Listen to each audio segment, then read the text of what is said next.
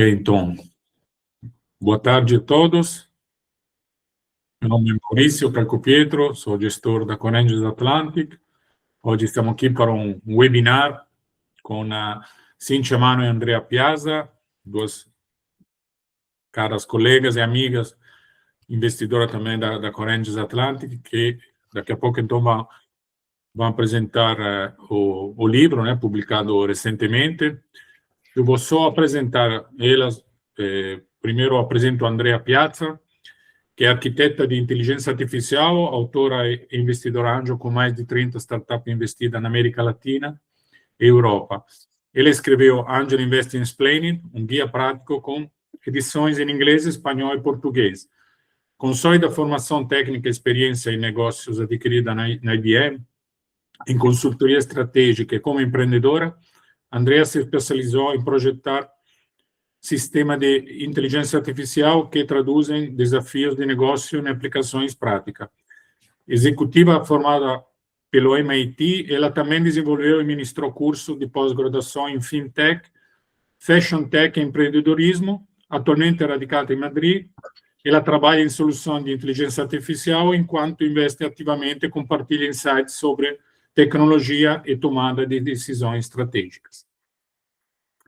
Cíntia Mano é investidora anjo, autora e palestrante com trajetória internacional no ecossistema de startups. Iniciou sua carreira no ambiente corporativo, tornou-se empreendedora e ao longo dos anos consolidou-se como investidora anjo, apoiando empresas inovadoras e empreendedores em diferentes mercados. Em 2025, foi reconhecida com o prêmio Golden Aurora como investidora anjo mais influente da Europa, com sólida experiência executiva em estratégia, gestão e performance, atua apoiando empreendedores e investidores na construção de teses e decisões de investimento. Então, é um prazer ter vocês hoje. E eu deixaria, então, a palavra já para vocês, Cíntia e Andrea. Fique à vontade, o palco é de vocês. Bom, vou começar. Olá a todos, bem-vindos. Obrigada, Maurício, pela apresentação. Bom, meu nome é Andrea. E eu e a Cíntia desenvolvemos esse webinar baseado no livro que a gente escreveu, chamado Desmistificando o Investimento Anjo. E esse livro foi escrito como uma alternativa mais acessível de conteúdo sobre investimento em startups, porque a maior parte do conteúdo disponível normalmente está voltada para investidores profissionais. Então, a gente escreveu o livro como um guia prático para ajudar indivíduos em geral a entender como funciona esse investimento, numa linguagem bem simples, com conceitos bastante claros e uma abordagem bem direta. E hoje a gente vai apresentar para vocês aqui as ideias principais do livro, sobre como funciona o investimento em startups, como começar e o que você pode fazer. Antes de começar, queria definir rapidamente como a gente vai estruturar o webinar. Vamos dividir em 4 blocos principais. Primeiro, começando com os fundamentos do investimento anjo, o que é esse tipo de investimento, como funciona, como pensar em risco e retorno. Em seguida, os aspectos mais técnicos, onde a gente vai falar um pouco sobre estrutura de investimento, como os investidores investem na prática. Depois a gente vai dar uma rápida visão geral sobre o ecossistema, faltou escrever aqui Brasil, mas é Brasil, Portugal e Espanha. E, finalmente, a gente vai concluir com umas dicas de como começar e quais podem ser os primeiros passos. Desculpa, estou um pouco resfriada. A gente vai fazer umas pausas ao longo da apresentação para perguntas e respostas, e também no final. Então, por favor, fiquem à vontade para perguntar durante os intervalos e também no final. Bom, então, começando pela primeira parte, os fundamentos do investimento anjo. O objetivo aqui dessa sessão é garantir que todo mundo tenha a mesma visão, a mesma base sobre o que é o tipo de investimento anjo. E como ele se diferencia de outros tipos de investimento, antes da gente falar de avaliação de negócio e mecanismos de investimento. Então, investimento anjo é um investimento em startups, em estágios iniciais, por indivíduos que fornecem apoio financeiro, conhecimento especializado, conexões de mercado e orientação para essas empresas em troca de participação acionária. Então, aqui tem alguns conceitos-chave importantes, que são a definição do que é um estágio inicial, que é o começo da jornada da startup, geralmente antes de começar a ter receita ou com pouca receita ainda, e às vezes até antes que o produto esteja totalmente pronto. Uma fase de alto risco, mas também onde o apoio inicial é muito importante. E investidores anjo, que são os indivíduos que investem o seu próprio dinheiro, geralmente são fundadores, executivos, profissionais em geral, não são investidores institucionais, investidores profissionais. Então, você não precisa ser um investidor profissional para investir em startups, mas precisa entender como funciona. E os investidores anjos têm um papel fundamental no ecossistema, porque geralmente são os primeiros a acreditar nas empresas, e eles fornecem não apenas capital, mas, como eu falei, um pouco a experiência, a conexão de mercado e orientação, que essas empresas tanto precisam nesses estágios iniciais. Bom, então, simplificando, os investidores anjo costumam ser indivíduos de alto poder aquisitivo, que se chama High Net Worth Individuals, mas não necessariamente. Existe um pouco um mito de que você tem que ser multimilionário para investir em startups, e não é bem assim. Os tickets de investimento nessas fases iniciais não são muito altos, inclusive, dependendo do formato do investimento, podem ser até bem baixos, dando acesso a indivíduos em geral, mas o que a gente vê é que muitas das pessoas são executivos, fundadores de startups, entusiastas, pessoas que trabalham com inovação, são os principais perfis que a gente vê como investidores nessas fases. Esses investidores normalmente oferecem capital no momento em que o financiamento é escasso para as empresas, porque elas ainda não têm um volume razoável de receita. Eles investem normalmente quando as startups ainda estão testando o mercado, a adequação do produto, quando os valores de investimento são mais acessíveis, e o estágio ainda é muito inicial para essas empresas conseguirem captar investimentos de outras fontes no mercado. Então, os investidores investem seu próprio dinheiro em troca da participação acionária nessas empresas, tanto de forma imediata, no aumento do investimento, como posteriormente, quando se usam instrumentos do tipo títulos conversíveis, que funcionam como dívidas que se convertem em ações no momento posterior. E por que essas pessoas fazem isso? Né? Por que existem esses investidores anjos? Geralmente, é uma combinação de paixão, de envolvimento com a inovação e acreditar no potencial de alto crescimento dessas empresas. Embora os investidores tenham diferentes perfis, é muito comum ver que eles têm algumas características em comum. Então, assim, são pessoas que querem se envolver com o ecossistema de inovação, querem participar no retorno de empresas com alto potencial de crescimento, ajudar a desenvolver essas empresas, ou querem contribuir com o que já aprenderam e conquistaram no mercado, mas, como características comuns, a gente vê tipos de formação profissional, experiência empreendedora, algumas preferências pessoais também que a gente costuma notar, são quando a pessoa tem conhecimento e experiência em determinados setores, regiões geográficas ou equipes, com as quais eles se identificam. Então, por exemplo, alguns investidores preferem investir em empresas bem iniciais, ainda com pilotos, com MVPs bem em estágio inicial, outros já quando as empresas começam já a vender, tem alguma atração. Então, isso tudo vai delineando um pouco as preferências de cada investidor. E também diferentes objetivos de investimento, alguns mais focados em retornos financeiros, outros valorizando mais o aprendizado ou o impacto dessas empresas no mercado.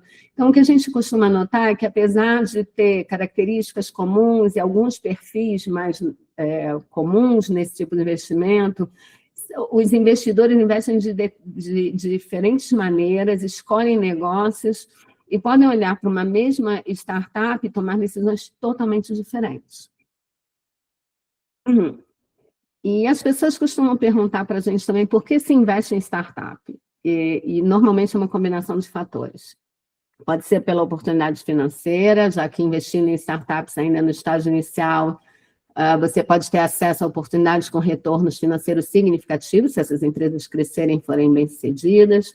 Pode ser pelo aprendizado, como eu mencionei antes, e a exposição à inovação, onde esse tipo de investimento faz com que os investidores estejam mais próximos dessas novas tecnologias, dos novos modelos de negócios e mercados. também por oportunidade de conexão com comunidades de fundadores, com outros investidores e com ecossistemas onde essas ideias costumam circular. E, muitas vezes, por impacto, essas coisas não são excludentes, né? Muitas vezes a gente vê investidores com mais de uma razão, né? Até bastante comum, mas o impacto também é bastante importante, porque muitos investidores querem ajudar os fundadores a construir o futuro, um mundo melhor, e apoiar pessoas, ideias em que eles acreditam, e isso vai muito além do resultado financeiro.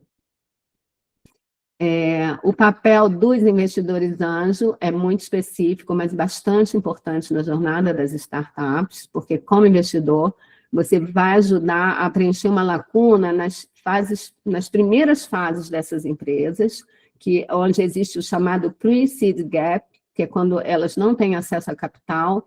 Então, os investidores anjo entram em cena antes que essas outras fontes de capital estejam disponíveis. Também ajudam a abrir portas com apresentações a clientes, a parceiros, a futuros investidores para estágios posteriores. Além disso, você pode ajudar os fundadores também com conselhos e trazendo experiência prática, senioridade nas áreas que você atua. E a habilidade e experiência para ajudar os fundadores a evitar erros comuns e avançar mais rapidamente. Então, de uma certa forma, você está investindo, mas também contribuindo para que essas empresas cresçam.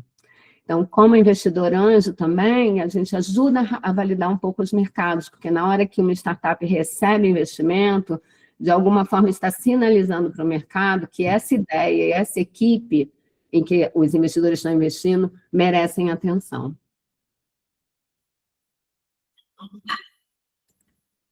Bom, eu vou continuar daqui. Obrigada, Andréia.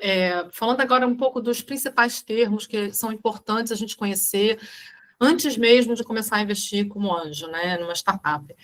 É importante a gente ter conhecimento desses termos, porque eles vão definir uma série de condutas e potenciais daquele investimento que a gente está fazendo, né? Alguns termos relacionados aos instrumentos de contrato, ou seja, como vai ser feito esse investimento na startup. Então, existem documentos que alinham essas condições, as term sheets, os contratos de equity, de safe ou convertible notes, que são contratos que têm sido cada vez mais utilizados quando você não tem uma precisão muito grande do valuation daquela startup, ou seja, especialmente no very early stage, e também porque são contratos que têm uma celeridade maior, são mais fáceis de você assinar de uma forma rápida, que é o que a startup precisa muitas vezes. Alguns termos também importantes relacionados ao valor do negócio que você está investindo, né? Então, quando a gente fala de valuation, tem o conceito de pre-money, que é o valuation, o valor da empresa antes do investimento ser aportado, e post-money depois do investimento. Tem o valuation cap, que é um termo utilizado principalmente nos contratos, né, de safe, que define qual é o máximo de valuation que está sendo definido naquele contrato ao longo do tempo.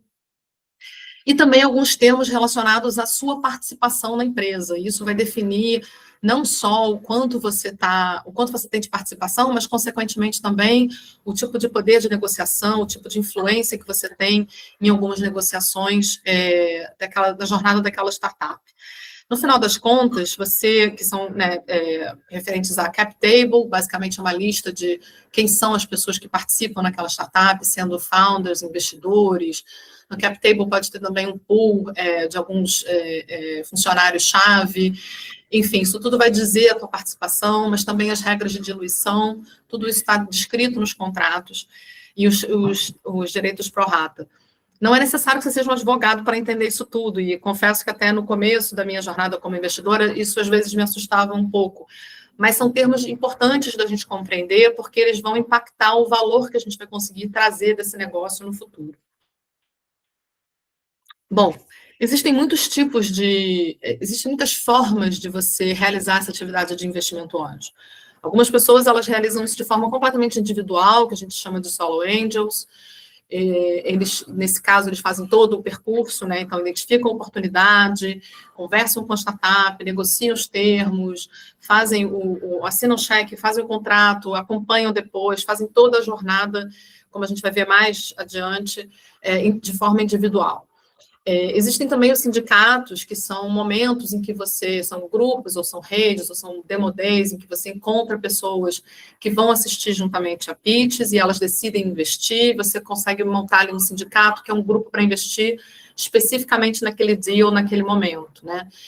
Participar de sindicatos é interessante porque você, como solo angel, em vez de fazer tudo, no sindicato você tem essa exposição a oportunidades de investimento, também conhece outras pessoas, tem ali alguma oportunidade de networking, etc. E alguns anjos, eles se reúnem em grupos de investimento, significando que eles compartilham o mesmo portfólio de startups, que é um modelo que a gente está habituado aqui na Core Angels Atlantic é assim, na verdade, os anjos, eles decidem conjuntamente onde vão investir e todos eles estão investindo no mesmo portfólio de startups. Dessa forma, você tem, além do valor que o sindicato traz, que é estar exposto a oportunidades de investimento, você também tem uma coisa muito interessante, que é a relação com esses outros anjos e com os próprios founders depois do investimento, né? Então, é muito mais rico e muito mais fácil você continuar essa relação e participar de discussões estratégicas com os founders e debater os negócios, o andamento dos negócios com outros investidores, né? De uma forma geral, os anjos, eles podem ser mais ocasionais ou mais profissionais. Existem pessoas que investem em cada uma dessas modalidades que eu falei anteriormente. Então, não necessariamente um anjo ele vai ter só uma modalidade. Há pessoas que fazem investimentos individuais, mas também participam de sindicatos e participam de grupos. Algumas pessoas definiram isso como carreira e vivem só disso, só dessa atividade, então são mais profissionais. Com isso, tem uma abordagem mais estratégica, né? Definem sua tese, tem uma série de critérios para eleger os seus investimentos, e depois também de monitorar e se relacionar com esses founders no futuro. Agora, como toda atividade, como todo investimento, existem riscos e recompensas, né? Existem riscos e ganhos. No caso da atividade de investimento anjo, os riscos mais comuns são associados à falência das startups, né? É um negócio em que a gente está investindo num ativo de alto risco, ou seja, investir em inovação tecnológica, empresas que estão no começo, pressupõe um risco alto. Um outro risco que você corre também é a falta de liquidez. Não é um investimento líquido, não é um investimento em que você vai colocar agora um aporte de capital e espera que daqui a 2 anos você tire algum dinheiro dali. Então, realmente é um patience game, que a gente chama, é um investimento bastante ilíquido. Isso é importante ter em mente. Um outro risco que você corre é falta de diversificação. Algumas pessoas, até porque, né, tem um background, conhecem um determinado setor, às vezes investem somente naquele setor, e isso pode ser um risco. Então, é importante, né, como a gente está falando de um ativo de alto risco, é importante diversificar e conseguir investir em várias startups. E riscos regulatórios, especificamente dependendo da indústria que você está investindo, daquela startup, ou da geografia que aquela startup está constituída, podem existir alguns riscos regulatórios importantes. Mas é claro que a gente também tem as recompensas, senão ninguém estaria investindo em startups early stage, como até hoje se faz. Então, além dos retornos financeiros, né, dos potenciais retornos financeiros, e que realmente, quando a gente investe numa startup, a gente diz que existe o risco da perda, mas o risco do ganho, o potencial de ganho, ele pode ser 3 vezes, 5 vezes, 10, 30, 80, 100 vezes, dependendo da progressão da startup que você escolheu para investir, esse retorno pode ser muito alto. Existe toda uma questão de recompensa, né, de realização pessoal, são aprendizados novos, são pessoas novas com quem você está se relacionando, não só os founders, mas outros investidores, participar de um ecossistema de inovação, você vai conhecendo diversos atores e diversos papéis ali dentro, crescimento profissional e outras oportunidades, né? Existem alguns investidores anjo acabam sendo sócios, se tornando sócios de startups, ou acabam participando de algumas atividades pontuais com aquela startup, conhecendo outros atores do ecossistema. Então, é um mundo novo que se abre para muitas pessoas que têm uma atividade não relacionada ao ecossistema de startups e que isso pode ser bastante vantajoso. Bom, onde encontrar as oportunidades? Existem muitas fontes interessantes de oportunidades de investimento em startups, especialmente se você tem um ecossistema mais maduro, mais vibrante. Normalmente, as melhores oportunidades vêm de redes de relacionamento, né? De redes de contato que você tem. Então, outros grupos de investimento anjo, eventos de pitch de startups, demo days, muitas vezes também algumas indicações de founders em quem você já investiu ou com quem você já esteve em contato. Ele fala, você não quis investir na minha startup, mas eu tenho uma pessoa muito interessante para indicar de uma startup super bacana também. Então, isso pode acontecer, acontece com frequência, né? Isso as redes de contato, no final das contas, como a gente está falando de investimento, é um negócio relacionado à confiança.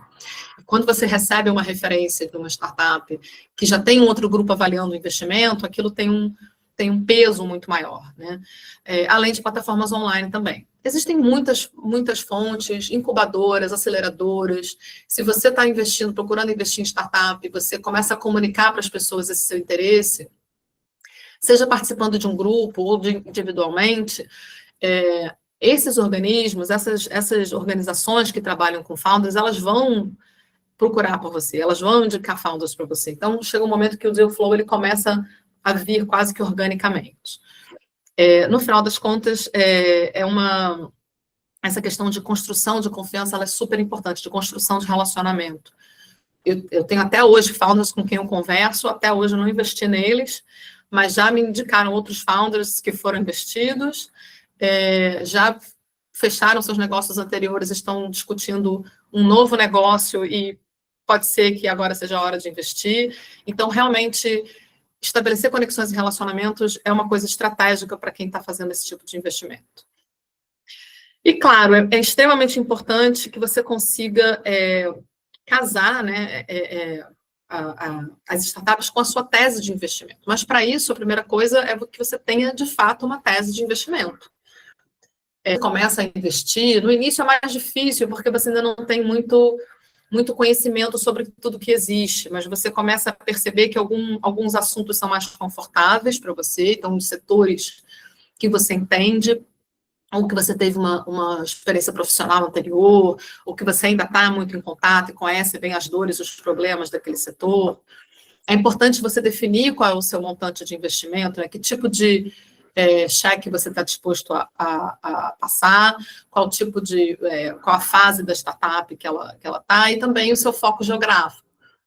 Antigamente, era muito comum que os anjos definiam que eu invisto em startups que estão a 2 horas, no máximo 2 horas de carro da minha casa, porque eles queriam pegar o carro e ir lá, conversar com o founder, saber o que está acontecendo, né? Mas depois da pandemia isso mudou dramaticamente. Hoje em dia os investimentos eles não estão limitados mais à geografia, mas também tem a ver com as geografias com que você se sente mais à vontade, ou que você tem mais conhecimento, ou navega melhor. Além também de critérios de impacto. É importante que você, enquanto investidor anjo, defina o que é importante para você investir, quais são os critérios fundamentais. Ou também no que não investir. Eu não quero investir em startups relacionadas a apostas, ou eu não quero investir em startups relacionadas a cripto, ou eu quero, enfim, essa definição de tese ela é extremamente importante. É claro que ela não vai ser feita num primeiro momento, mas é importante que você vá construindo e elaborando à medida que você vai amadurecendo como investidor. Isso vai te ajudar muito, vai te dar clareza para avaliar as startups. Quando você está avaliando as startups, normalmente você vai estar olhando o time, a dedicação, o conhecimento do problema, o quanto que eles são complementares, o fit entre o problema e a solução, o nível de tração que aquela startup está, e também essa questão do tamanho, né, e o timing dessa solução. Muitas vezes a gente vê soluções incríveis para problemas que existem, mas são problemas que não são tão grandes assim. Então, no final das contas, não vai ser trivial criar um negócio para servir o mercado se é um mercado tão reduzido. Além também do cenário competitivo, que é extremamente importante de avaliar quando se está olhando uma startup. Mas quando você tem a sua tese clara e bem definida, fica mais fácil e mais eficiente dizer não. E é importante dizer não. É importante olhar para uma startup e falar assim, não, isso aqui não cabe na minha tese. Você não perde o tempo do founder e não perde o tempo do investidor também. Bom, uma coisa extremamente importante quando a gente começa a investir também para mitigar riscos, né, quando a gente começa a investir em startups, esse conceito de portfólio. Quando eu falo que startups são ativo de alto risco, uma das formas de você mitigar esse risco é você criar um portfólio, investir, ter como meta de longo prazo, investir num portfólio de 10 a 20 empresas. Com isso, você vai estar diversificando o seu risco. Ter também uma estratégia de qual tamanho do ticket que você está disposto a investir e guardar também algum dinheiro para follow-on, que é o que a gente chama são os investimentos subsequentes das próximas rodadas. Se você tem startups que você investiu e elas estão indo bem, é interessante que você possa investir na próxima rodada para você manter a sua participação e não ser muito diluído. Bom, eu vou fazer uma pequena pausa agora para perguntas e comentários sobre esse bloco que a gente acabou de apresentar. Queria só fazer esse aqui é a capa do nosso livro em português. Esse livro foi escrito originalmente em inglês por mim e pela Andrea. A gente depois resolveu fazer uma versão em português, onde a gente também fala dos ecossistemas de Brasil e Portugal, dos ecossistemas de inovação de Brasil e Portugal. Esse é o QR Code para aquisição do livro, quem tiver interesse. Quem quiser ler o livro, se tiver gostado, por favor, escrevam reviews, isso é super importante para a gente trazer mais gente para esse movimento. Nosso objetivo, meu e da Andrea, quando a gente escreveu esse livro, de forma alguma foi ficar rico escrevendo o livro, porque sim, não existe, especialmente num grupo tão nichado assim como o investimento anjo, mas foi sim de promover essa atividade, porque a gente reconhece que é uma atividade de grande impacto na economia, e que pode contar com expertise, background e a paixão de muitas pessoas que estão fora ainda dessa atividade e poderiam se juntar a nós. Então, fica aqui meu convite a conhecer nosso livro e fazer review se vocês gostarem e divulgarem.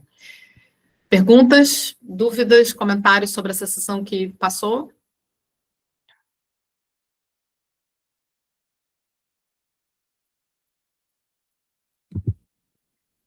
Boa tarde. Estão-me a ouvir bem? Sim. Pedro Moreira. Só Olá. aqui, digamos, uma pequena provocação, porque está aqui o Maurício. Quando vocês colocam a questão do syndicate ou do grupo, onde é que colocam a Core Angels, nesse caso com o fundo, por exemplo, do Sportec, por exemplo? Perfeito, obrigada, João, pelo seu questionamento. Na verdade, todo o modelo da Core Angels a gente enxerga como grupo, né? Porque são pessoas que vão compartilhar o mesmo portfólio de startups. Então, no modelo da Core Angels, essa decisão é coletiva, e uma vez decidido que vai ser o investimento, essa coletividade ela não funciona só para decidir o investimento, mas também, após o investimento ser feito, esse mesmo grupo, como é sócio dessas mesmas startups, eles se sentem motivados a participar junto e trazer mais inputs para a startup, mais suporte para a startup ao longo do tempo. Só para acrescentar, eu acho que para quem está começando, é importante pensar na distinção entre sindicato e grupo pelo seguinte aspecto: se você participa no sindicato, você está assumindo para você, indivíduo, desenvolver estratégia de portfólio, avaliar que startups fazem sentido na sua tese, estar em contato com as startups, tentar ajudá-las de uma forma mais individualizada. Quando você vai para um grupo, como a decisão é de desenvolvimento de portfólio, tudo isso faz parte do trabalho do grupo, e geralmente o grupo tem um líder que vai ter uma função mais ativa no contato com as startups. Então, isso faz diferença para quem está começando, porque a gente vê gente começando a investir em sindicatos e se perde meio no caminho, entendeu? Investiu em 5 startups e não sabe mais o que fazer, porque vai depender de estar prospectando esses sindicatos para poder investir também, enquanto que no grupo você tem esse papel feito pelo líder do grupo que está prospectando as startups e apresentando para o grupo uma decisão coletiva. Então, isso faz diferença para quem está começando, principalmente em função de experiência e do tempo que você tem disponível para fazer esse papel, né? Que muitas vezes a gente faz isso, mas a gente tem outras funções, trabalha em outras coisas e não pode dedicar tanto tempo para esse tipo de investimento e para esse tipo de atividade. Perfeito, André. Deixa eu só adicionar uma coisa nessa tua resposta. Além disso que a André falou, que é no momento, né, do pré-investimento, que realmente pode consumir muito tempo, essa coisa de você encontrar as boas startups, ir a evento, falar com pessoas, etc. O pós-investimento também, quando você tem quando você faz parte de um grupo, um fundo, que você né? Esse grupo está investindo na startup. Você tem uma força institucional muito diferente de você como indivíduo.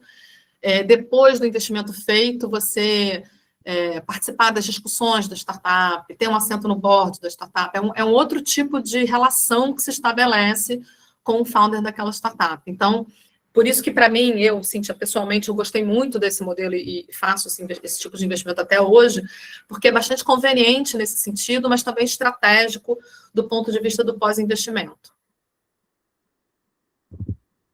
Muito obrigado. Eu só, eventualmente, acrescentava aqui, e se for necessário comentarem, a vantagem aqui, apesar do grupo, temos o investimento em grupo, mas que é estruturado ainda de forma informal, as decisões são coletivas, mas cada um há um aporte, mas não estruturado, digamos assim. Neste caso concreto, quando falamos aqui da Core Angels, ele é apoiado por um instrumento claro, em termos de compliance, em termos de organização, também facilita, de facto, essa abordagem. Não sei se concordam com esta análise. Sem dúvida, sem dúvida. E como eu estava falando, né, a gente está falando de um negócio que envolve investimento, né, que você precisa muito dessa transparência, desse compliance, dessas regras bem colocadas, então isso faz muito sentido, sim. Obrigado. Nada. Bom, seguimos então para o próximo bloco, Andréia? Sim, agora que a gente já falou um pouco sobre os fundamentos, vamos para a próxima sessão. Então, o que seriam os aspectos mais técnicos e mecanismos de investimento? Então, aqui que o investimento vai começar a ficar um pouco mais concreto, como realmente eles acontecem, como os negócios são estruturados, o que significa na prática investir dinheiro numa startup. O investimento anjo geralmente segue um processo bastante consistente, mesmo que ele pareça um pouco informal. Começa com o deal flow, deal sourcing, que é a prospecção de negócios, que é a forma como a gente encontra as oportunidades de investimento, geralmente por meio das redes de contato, comunidades, fundadores, outros investidores. Em seguida vem uma triagem ou screening, onde a gente faz uma primeira filtragem rápida para decidir quais oportunidades vale a pena investir tempo e dar mais atenção e quais não fazem, que é o que a Cíntia até comentou sobre saber dizer não, nessa fase bem inicial também é importante. Por quê? Porque depois se passa para uma fase que a gente chama de due diligence, onde se analisa mais de perto a equipe, o mercado, o produto, todas as premissas por trás do negócio, e isso toma muito mais tempo. Então, é uma decisão de aonde a gente vai dedicar nosso tempo. Depois disso, tem uma fase de negociação, onde a estrutura do investimento precisa ser acordada, são abordados aspectos como o valor da empresa, as condições principais do investimento. Uma vez que isso esteja claro, toma-se a decisão de investimento, que é investir ou não investir, quanto investir, sob que termos investir, e, finalmente, o pós-investimento, que é quando os investidores passam a apoiar a empresa ao longo do tempo, por meio de aconselhamento, apresentações e um envolvimento mais contínuo. Então, entrando um pouco mais no detalhe, durante a prospecção de negócios, a maioria dos investidores não analisa startups aleatoriamente, mas as que surgem por meio de recomendações, as que já têm algum tipo de alinhamento com a sua tese de investimento. E aqui, como a Cíntia comentou antes sobre a tese de investimento, é muito importante entender que a tese vai te ajudar a definir no que investir e por que investir. Então, ela vai te ajudar a ter um pouco mais de consistência e disciplina para conseguir filtrar as oportunidades que fazem sentido para você como investidor. Então, tem muita hype, muitas vezes, hoje, né, o assunto da moda meio um pouco IA, mas talvez não esteja alinhado com a sua tese, investir em startups em qualquer aspecto de IA, por exemplo. Então, é muito importante ter uma tese bem definida, e isso é uma coisa que você vai desenvolvendo à medida que você vai entendendo bem que você tem mais intenção de investir. Para as startups que passam nesse primeiro filtro, os investidores fazem uma análise inicial rápida de alguns elementos-chave, tipo a equipe, a proposta de valor, o mercado, se tem sinais de tração inicial e, ao mesmo tempo, avalia se essa oportunidade se encaixa na sua estratégia de portfólio, né? Estou falando aqui como um investidor individual. Então, na sua carteira de investimentos faz sentido ter uma startup desse tipo? Então, você vai ver aspectos como está o desenvolvimento da empresa, onde que ela atua, qual o nível de risco envolvido e se faz sentido para você diversificar seu portfólio. Então, o objetivo nessa etapa ainda não é aprofundar na avaliação da empresa, mas decidir em quais startups vale a pena dedicar mais tempo. Aí você passa para a fase da due diligence, que onde é aqui que os investidores fazem uma análise mais profunda da startup, compreendendo o modelo de negócio, as finanças, como o produto é entregue ao mercado, como os clientes são adquiridos, a que custo os clientes são adquiridos, onde podem estar os principais riscos e também o que a gente chama de red flags, que são sinais de potenciais problemas no futuro. Então, o objetivo aqui é que você analise mais a fundo o negócio e consiga se sentir confortável para responder algumas perguntas-chave sobre o negócio, como, por exemplo, o que é realista essa startup alcançar? A maturidade dessa empresa está alinhada com a situação atual que eles têm? Às vezes, startups que já têm 9 anos no mercado, mas ainda estão em fases muito iniciais, então parece que tem um pouco de desalinhamento. Negócio tem viabilidade real e potencial de crescimento, ou é um negócio super interessante, como a Cíntia mencionou antes, mas no mercado que não é muito grande. E, por fim, quanto vale a empresa? Então, esses são exemplos de perguntas que a gente deveria ter respostas depois de fazer essa análise um pouco mais a fundo. A due diligence não vai te dar uma certeza com relação à empresa, mas vai te permitir tomar uma decisão com mais base, considerando as informações que você tem disponível. Então, mas tudo isso envolve bastante trabalho, né? E por isso que eu também invisto muito mais em grupo, onde a gente discute entre os sócios os principais aspectos do investimento. Bom, depois da due diligence, na verdade, durante a due diligence, né, uma etapa bastante importante, é o valuation, né? Conseguir fazer a avaliação da empresa. A avaliação da empresa é um dos tópicos mais complexos no investimento. Para investir nessas fases muito iniciais, é difícil usar ferramentas mais tradicionais como discounted cash flow. Então, muitos investidores costumam se basear em métodos de avaliação mais simples, como buscar outras startups comparáveis no mercado, que tenham valores conhecidos ou que tenham sido investidas recentemente, avaliar o ritmo de crescimento, aplicar múltiplos de valor associado ao ritmo de crescimento recente e outras práticas que permitem ter uma ideia do valor da startup. Aqui, a gente não vai conseguir, assim, ter um valor muito preciso, né? A ideia de valor justo tem muito menos a ver com a precisão mas muito mais com entender se o valor que está definido pela empresa faz sentido. Então, quando o founder apresenta, né, faz o seu pitch deck e apresenta a startup e diz, nosso valuation é tanto e a gente está pedindo tanto por essa percentual do negócio, o que é esse valor justo, né? Faz sentido ou não? Então, é muito mais esse feeling de valor, range, assim, uma régua de valor, se a startup está sobrevaluada ou tem um valor muito baixo, enfim, é muito mais nesse sentido.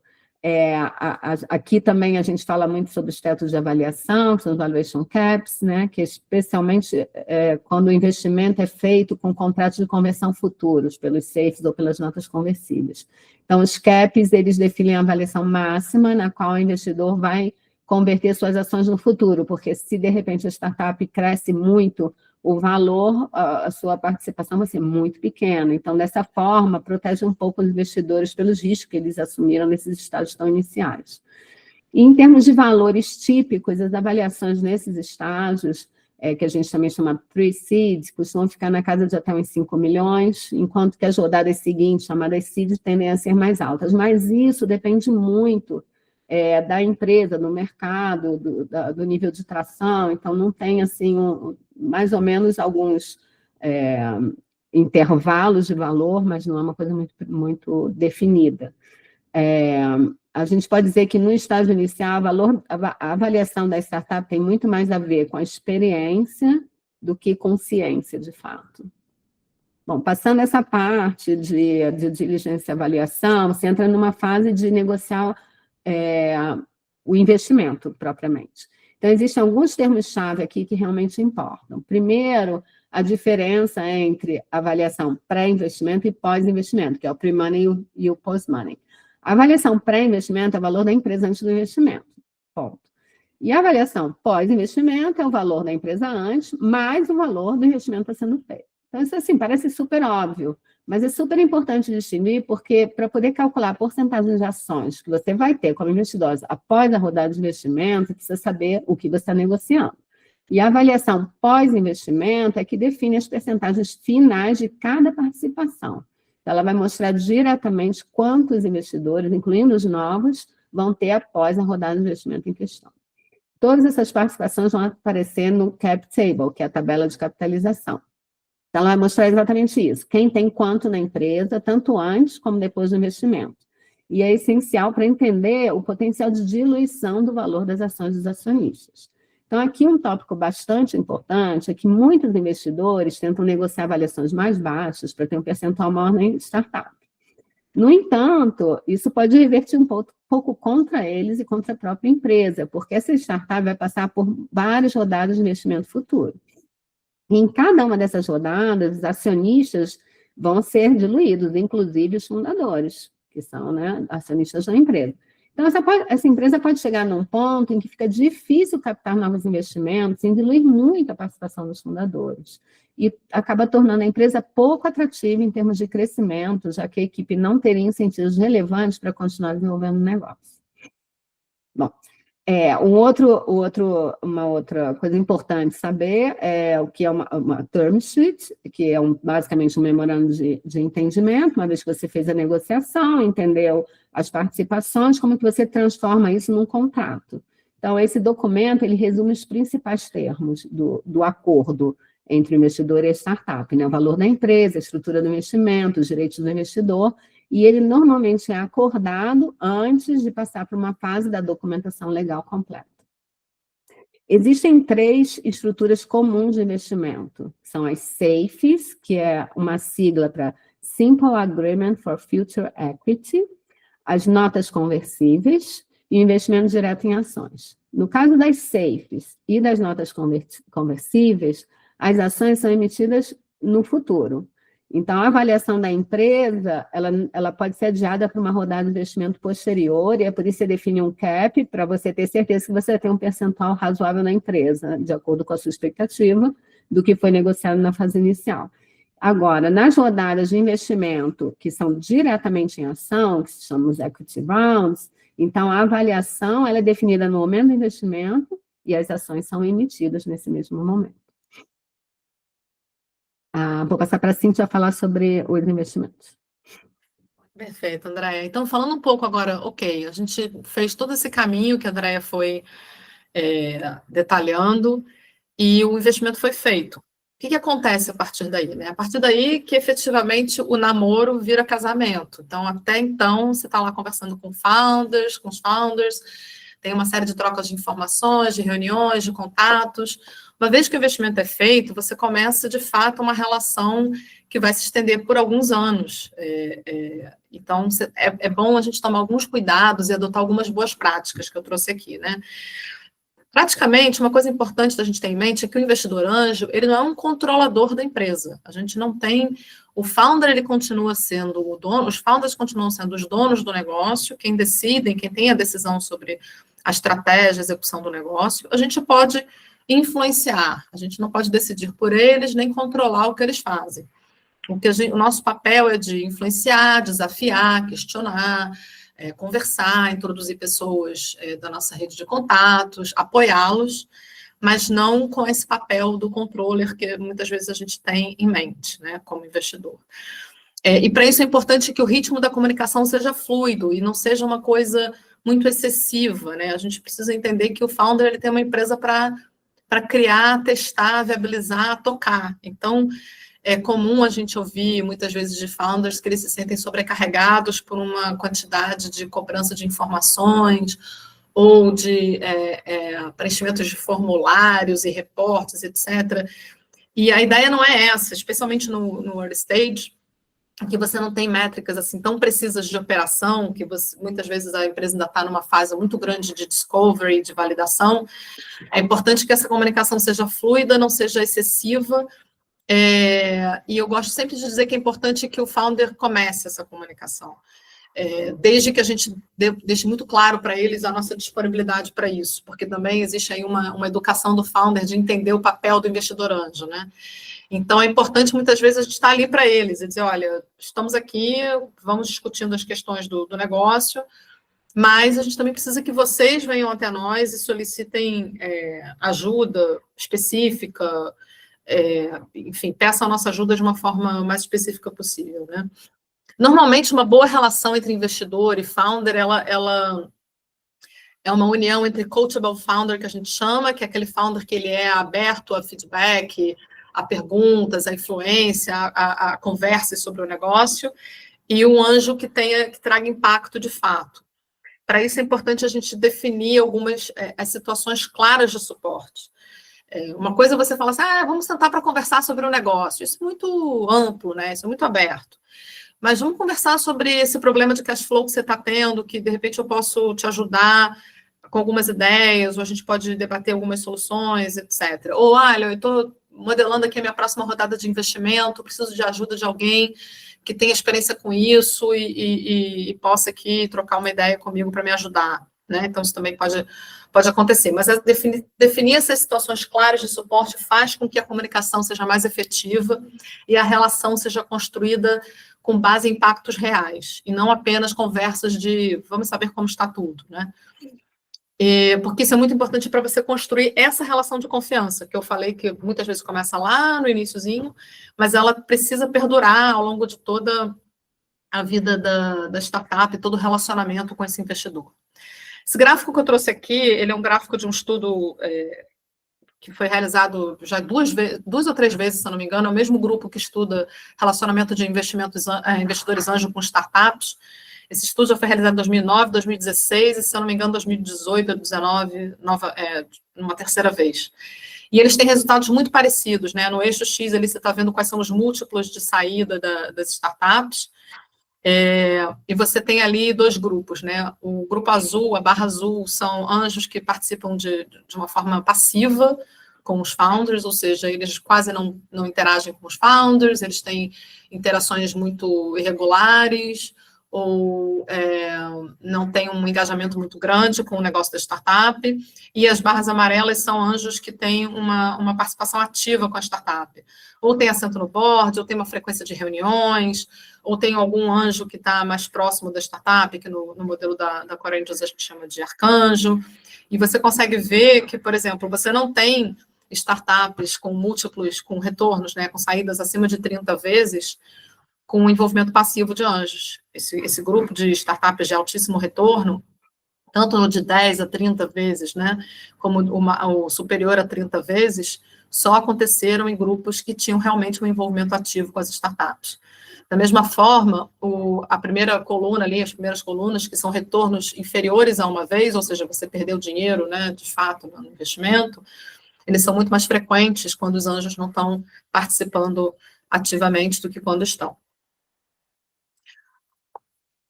Bom, de uma forma geral, como a gente sempre fala que isso é um jogo de você maximizar retornos, né, e minimizar riscos, algumas coisas são cruciais para isso, né, tentando fazer um wrap-up aqui. Então, o que a gente já falou de portfólio mindset, que é essa mentalidade de que você não vai investir em uma, não vai investir em duas, não é um jogo para você escolher o vencedor, aquele que vai virar um unicórnio, mas você entender que muitos vão falhar, outros vão dar retornos baixos e um ou dois, às vezes, vão dar um retorno muito alto que vai pagar pelo portfólio todo.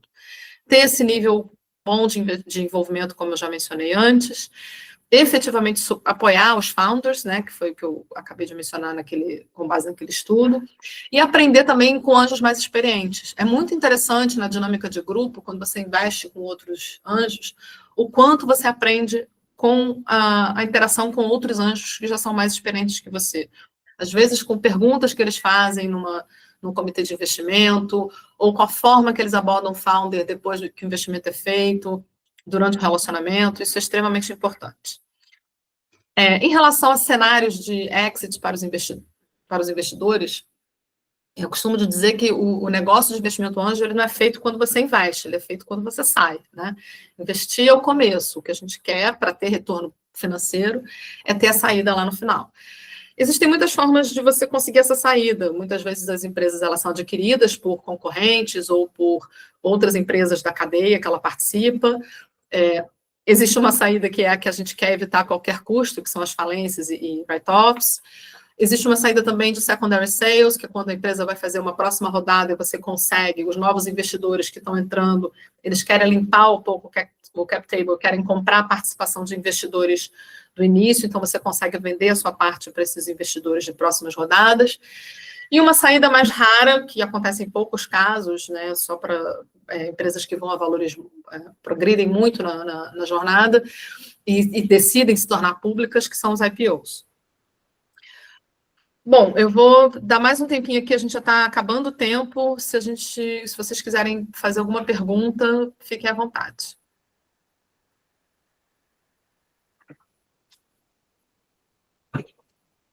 Aqui tem uma pergunta da Andréia. Boa tarde, obrigada pela sessão, muito interessante. Como é que a inteligência artificial tem alterado a forma de atuação dos investidores anjos, especialmente no processo de due diligence? Posso falar um pouco. Eu, por exemplo, estou aqui desenvolvendo uma solução justamente para colher de mercado e das informações providas pela startup um sumário que permite ao investidor reduzir muito o tempo de ler 500 decks e fazer essa filtragem, extrair red flags e eventual riscos, entendeu? Então, tudo isso você consegue, por meio de regras e de sumarização, uma série de técnicas de inteligência artificial, importar isso para uma base vetorizada, ler isso de outra forma, trabalhar esses dados, aplicar regras.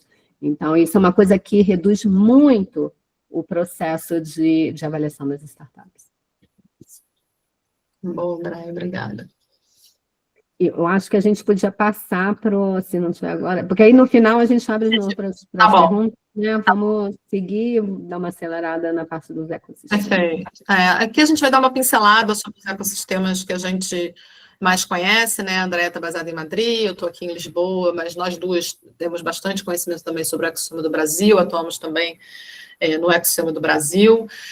Basicamente, o Brasil ele é um ecossistema que conseguiu produzir até hoje 22 unicórnios, vocês vão ver aqui que muitos deles no setor de fintech, inclusive a gente teve agora a notícia da Brex, que foi uma empresa que acabou de ser adquirida, né, por 5 bilhões de dólares, fundada por 2 brasileiros. Atualmente, esse é um estudo do Sebrae, que foi feito em 2024, estima-se 20 mil startups ativas e 700 scale-ups. O Brasil ele ainda tem muito da concentração de startups ali, né, na região sudeste, e depois nordeste, e depois sul.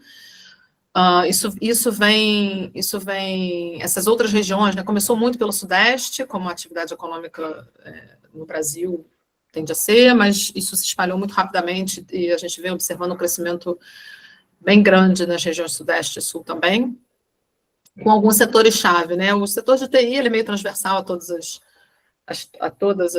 setores, mas a gente percebe que no Brasil existe uma preocupação dos fundadores em tentar resolver desafios de saúde, educação e, ultimamente, também a parte de agro tem crescido. Em Portugal, a gente está falando de uma economia bastante menor, né, em termos de tamanho, em termos de população, mas a gente tem um ecossistema muito bem, se eu for comparar, né, bem estruturado, vamos dizer assim. Lisboa é a capital dos grandes eventos, é onde é um grande hub de encontro de investidores, founders de muitos lugares. Entrou no mapa da inovação na Europa e no mundo depois do Web Summit ter vindo para cá, e acho que o país conseguiu aproveitar bem essa visibilidade. Porto também tem ganhando força, Aveiro também, e a gente tem essas cidades, quer dizer, existe um esforço agora de tentar fazer uma coisa parecida com o que já existe na Espanha, que é tirar um pouco só da capital esse peso do ecossistema de inovação, né? Esses gráficos são de um estudo recente da Investors Portugal, que é a Associação de Investidores de Portugal, sobre o impacto do Venture Capital, bastante interessante em termos de salários, retenção de talento, exportações para a economia portuguesa. E foi o setor, né, o ecossistema de inovação em Portugal, ele triplicou nos últimos anos, chegando a 7 unicórnios hoje em dia, chegou até um pouco mais, 5 mil startups e 150 scale-ups aproximadamente. É um ecossistema, como eu falei, que tem atores muito bem definidos, então isso gera um ambiente de confiança muito grande, quando a gente compara, né, o ecossistema com o Brasil, a gente tem atores muito bem definidos e um ambiente interessante de troca. Então, tanto os fundos de venture capital, os CVCs, na parte de capital e investimento, muitas comunidades, muitos eventos acontecendo no país inteiro ao redor de inovação, políticas públicas e grants que são, volta e meia a gente tem notícia e são reforçados. A academia tem se aproximado mais e mais desse ecossistema, eu participo como mentora e júri de alguns programas nas universidades aqui em Portugal, isso realmente tem crescido muito, assim como o papel das incubadoras e aceleradoras. Andréia? Bom, o ecossistema da Espanha. A Espanha é bastante vibrante, tá? Tem um ecossistema bastante vibrante e tem apresentado um rápido crescimento. Aqui a gente tem dados de meados de 2025 e a gente vê um crescimento de quase 5 vezes em termos de valor. Expandiu muito e se tornou um dos principais da Europa, tá? Entre os top 10 na Europa, país com o ecossistema em termos de valor. O país também produziu diversos unicórnios conhecidos, incluindo o Glovo, Cabify, Wallapop, Job and Talent, em torno de 17 unicórnios até o meio do ano passado.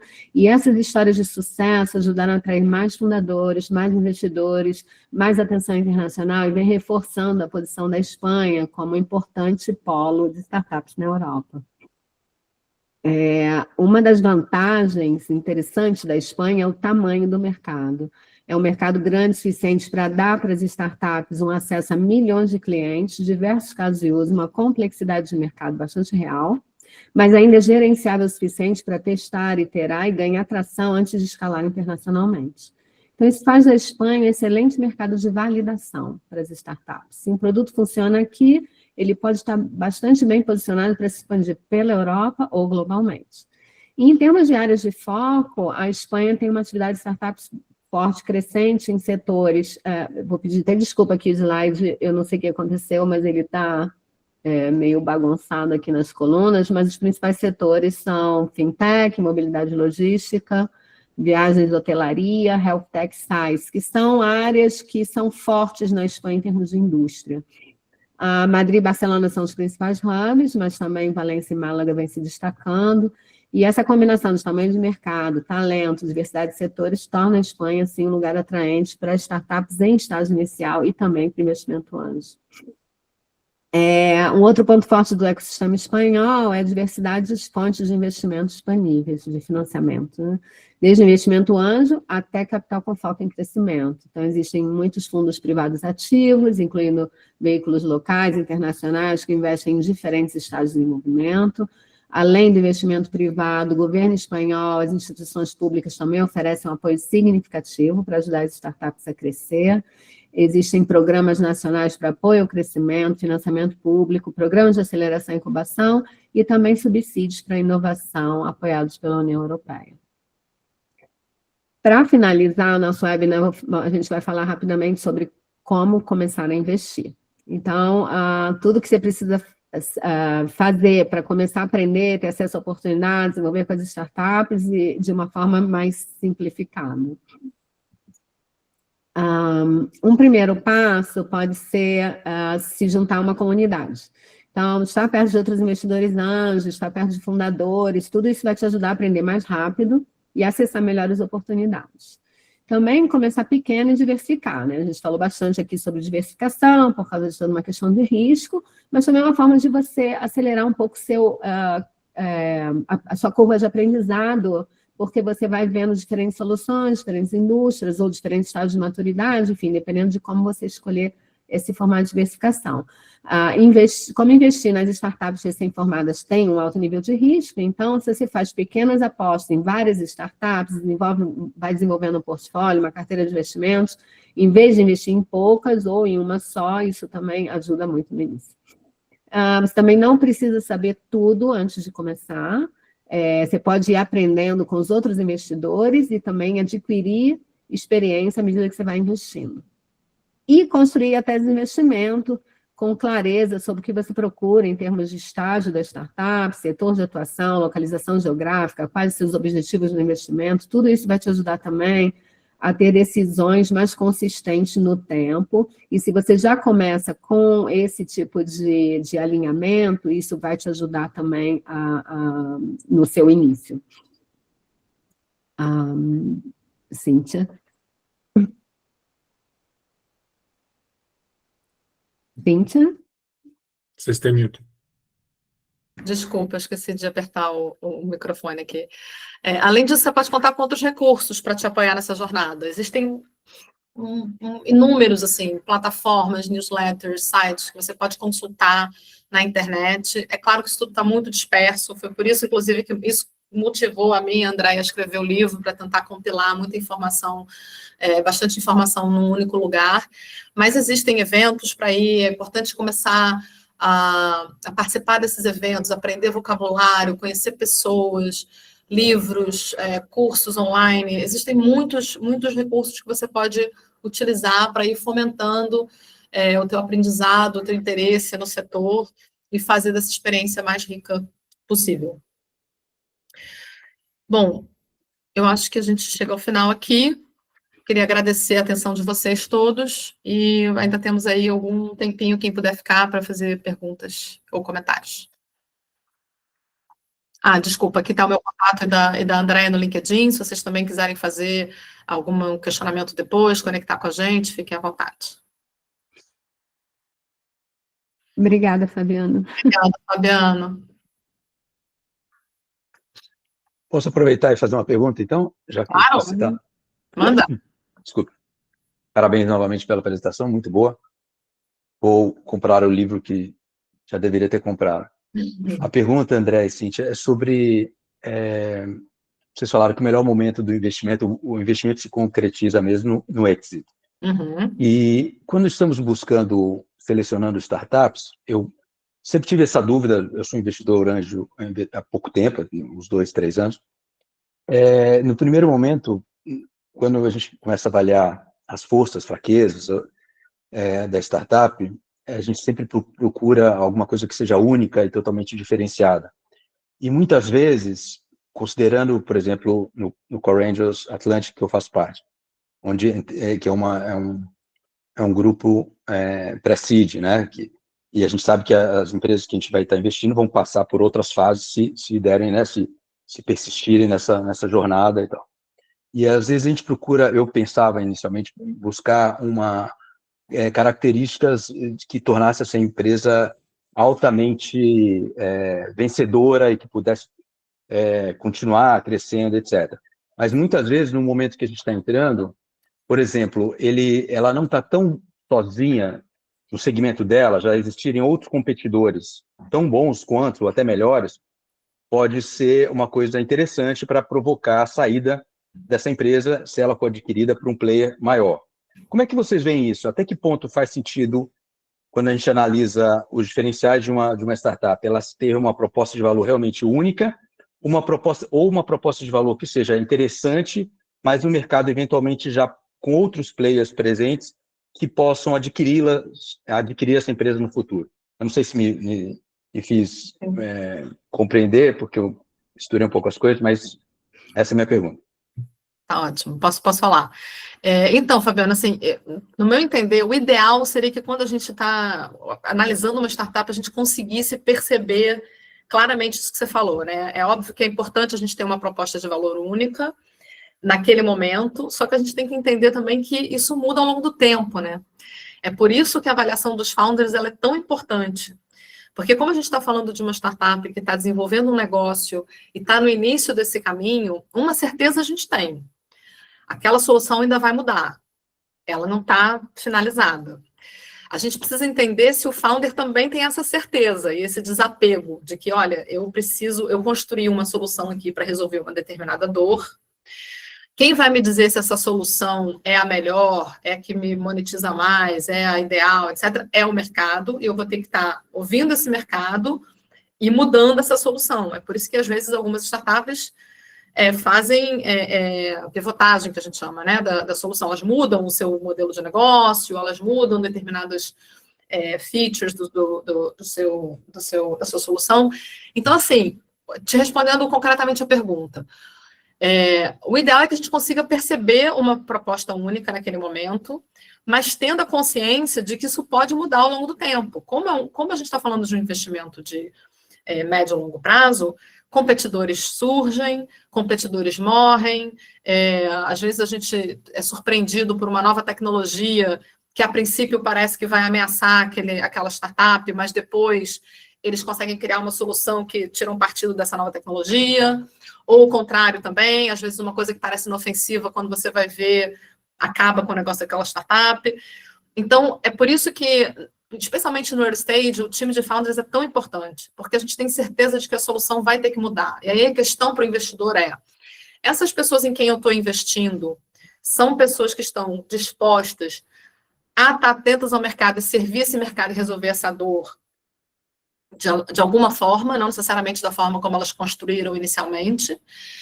São esses os founders que eu acho que têm a capacidade de ir acompanhando esses movimentos de mercado e fazendo as mudanças estratégicas necessárias, ou não. Porque às vezes você encontra um founder que é tão apaixonado por aquela solução, que se ele encontrar uma barreira ou alguma coisa que está acontecendo que vai ter que fazer ele desviar muito do curso, ele fala, não, mas isso eu não quero não. E aí você, como investidor anjo, se deu mal, porque você investiu numa coisa que não vai dar retorno, né?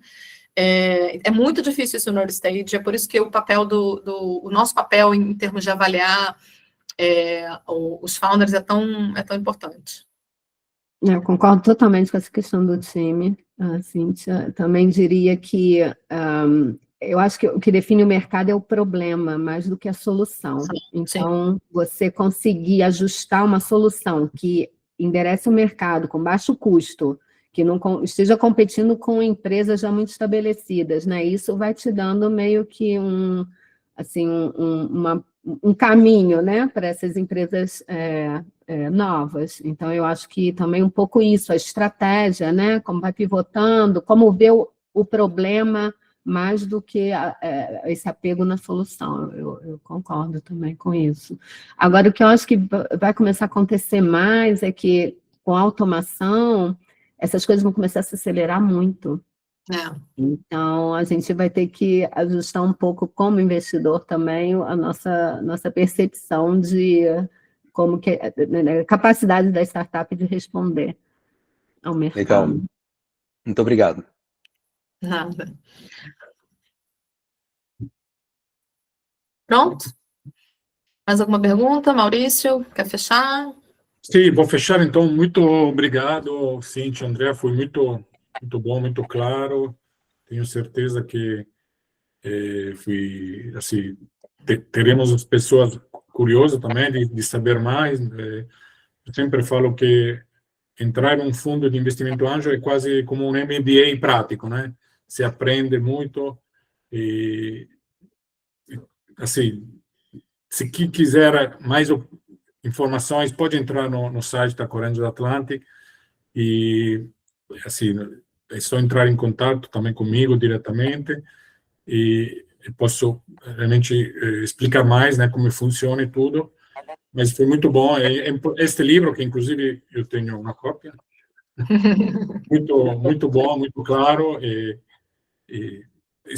quem sabe vamos ter outros webinars como este. A gente Okay. eu estou à disposição, eu imagino a Cíntia também. O nosso objetivo, como ela falou no início, é tentar disseminar, porque eu acho que o mundo cada vez mais está caminhando para essa área de inovação, é isso que está movendo a economia dos países e é onde as pessoas vão ter que estar cada vez mais investidas. Isso. Obrigada, Maurício, pelo convite, obrigada a todos pela atenção. Obrigada, gente. Tchau. Um abraço. Tchau, tchau.